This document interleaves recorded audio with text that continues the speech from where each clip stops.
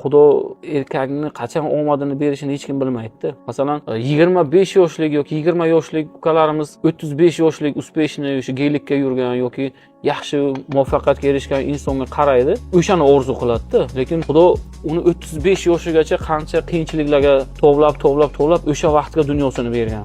Bizlar birdaniga bo'lishini xohlaymiz-da, lekin nimagadir menga o'xshamayapti, nimagadir ishim bo'lmayapti degan tushunchalar bilan yuriydi yosh hozir.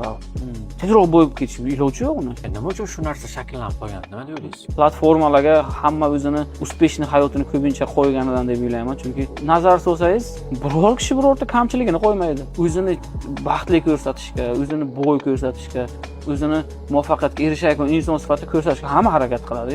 Men ham shuni. Shu narsa stress olib kelmayaptimi?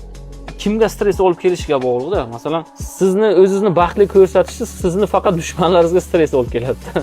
Sizni negativlaringizga stress olib keladi, lekin sizni hurmat qilayotgan insonlar nabarot oldinga harakat qiladi. Masalan, siz geylik olsangiz, deylik, siz meni yaqin insonimsiz yoki ustozimsiz. Men harakat qilaman sizga yetishib olishga. Bu yaxshi o'sish bo'ladi-da insonga.